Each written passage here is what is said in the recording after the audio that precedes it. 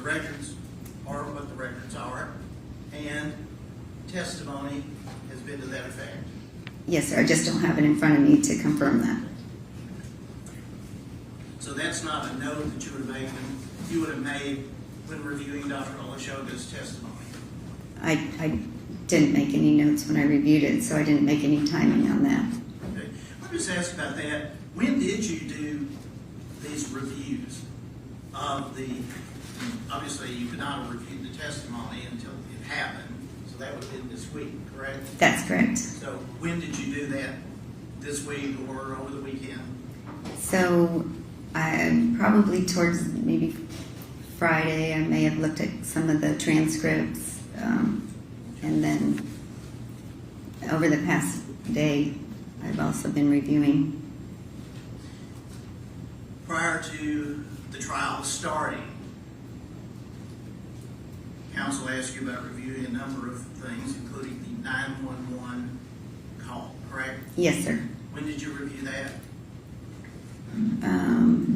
Just recently, I listened to it, I know yesterday, and then I got the actual transcript of it. Well, since recently could be a term subject to interpretation, when were you retained and or become involved in this case? I believe 3 months ago, approximately. Okay. Recently, Yes. if we're talking years, Yes. as opposed to months. So 3 months ago, what was the first thing you reviewed?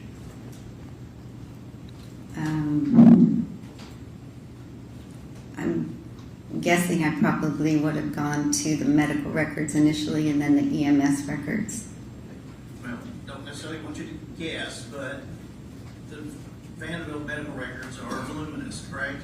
Yes, 1,331 pages. And the autopsy report, Yes. you would have reviewed that. And the EMT documents, the runs, you read those, correct? Yes. Okay. And would you not agree that part of the reason for this is so you can have the facts correct to be able to make an informed opinion? That's correct. All right. And so if you provided us information that the EMS was a guy, that was wrong, correct? I don't know what you're referring to. Document that you provided to us. Oh, so that EMS guy was the 911 call. That was just, those are notes. It's not a report. Okay. But the EMS guy, so you're saying now that was the 911 person as opposed to the paramedic. Is that right? Well, the paramedics, I believe, were both females, so I may have put that wrong. But again, those are just some very informal notes. Well, again, but you're putting down on paper your memory of the facts, your knowledge of the facts, correct? I can, yes.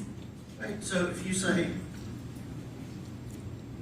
the EMS guy said he thought it was an allergic reaction and he didn't check a pulse until he got her into the ambulance, that would not be the person answering the 911 call, would it? It may not have been.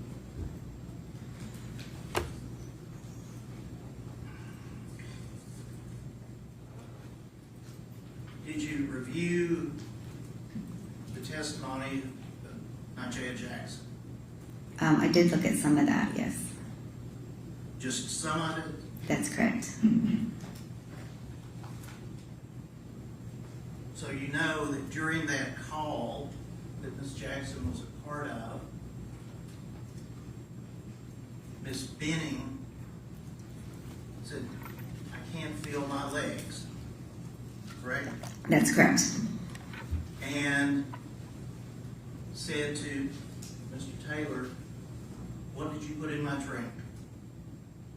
My drink tastes funny." Correct? Yes. And from that,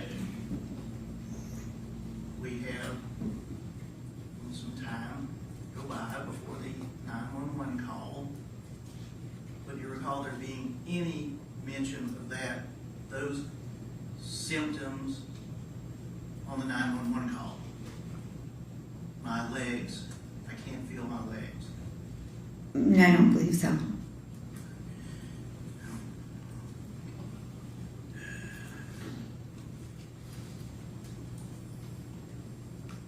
With respect to Dr. Olashoga, do you have any criticism of how he handled Miss Benning No, in the emergency department? no. He did everything you would have done, correct? I believe so. Including having tests run, such as they could be run from the emergency department. We're talking about to see what is in her system, correct? Yes. You do that, Yes, I do. yes. And you get those results back as quickly as possible, correct? We do. It's not like weeks or months later that you're sitting or standing around the emergency department waiting for lab results to come back from a lab in Pennsylvania, correct? That's correct. And Dr. Olashoga needed to have those tests run and got Dr. Broccolari as far as this was something that needed to be investigated, correct? Yes, that's my understanding. And there is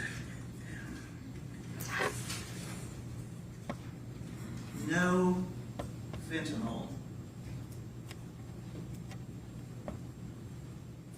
put into Miss Benning's body by Vanderbilt Hospital until 2/26/23 at 0:45 a.m. Is that not correct? I believe that's correct, yes.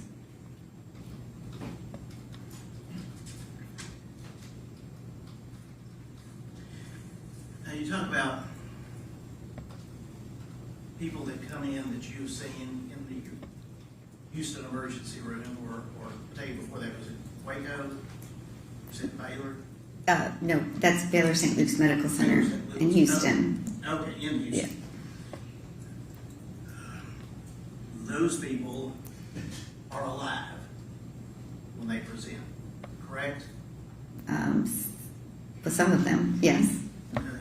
Well, have you had someone present who is determined to be dead because of acute cocaine toxicity in your emergency room? Oh, I'm sure I have, yeah.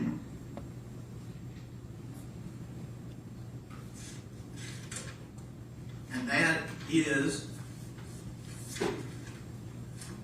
Dr. Aaron Carney's cause of death, correct? Yes, that's correct.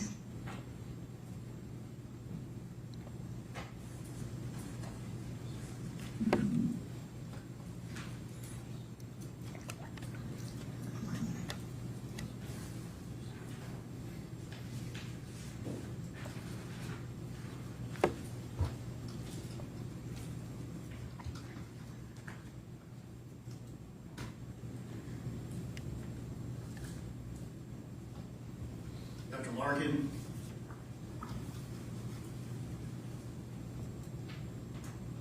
based upon that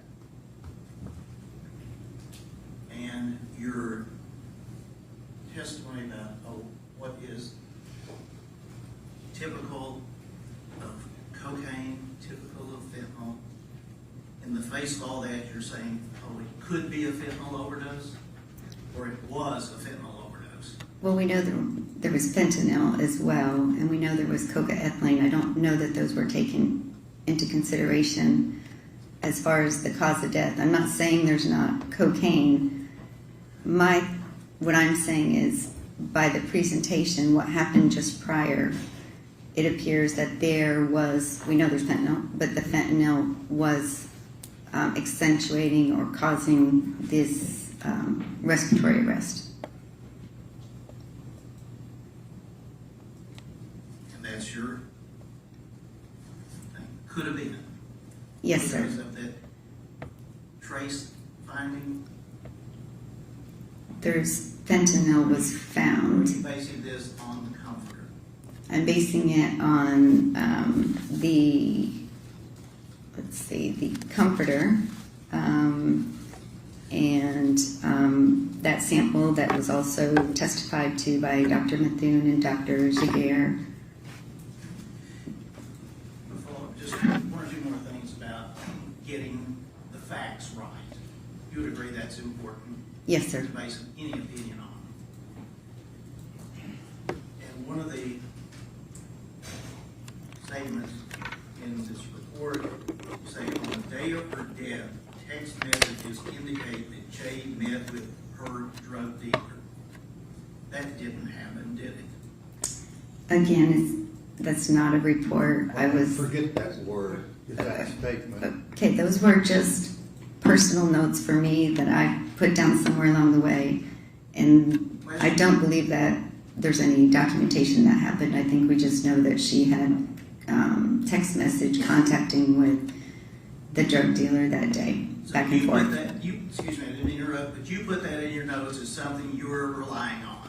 Not Right. relying on something that I was going to be looking at, and obviously I would have corrected that if I had been given a time or asked to, do notes. I didn't do them until just recently when I was getting prepared for this. So When did if you- they're inaccurate, they're not complete. So,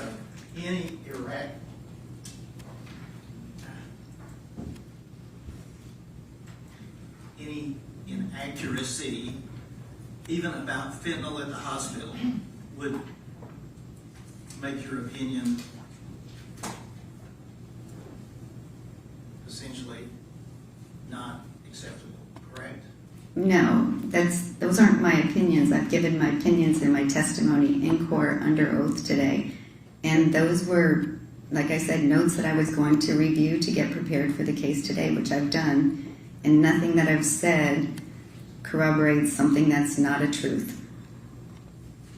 So if there is no fentanyl in Miss Benning's system when she arrived at the hospital, then it wouldn't be a fentanyl overdose, would it?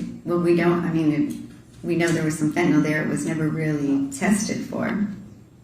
In her blood at the hospital, in her body at the hospital, regardless, there was no fentanyl detected, correct? I believe that it was never tested for because there wasn't enough blood in the initial sample from 225 prior to getting fentanyl. I believe that Dr. Carney mentioned that.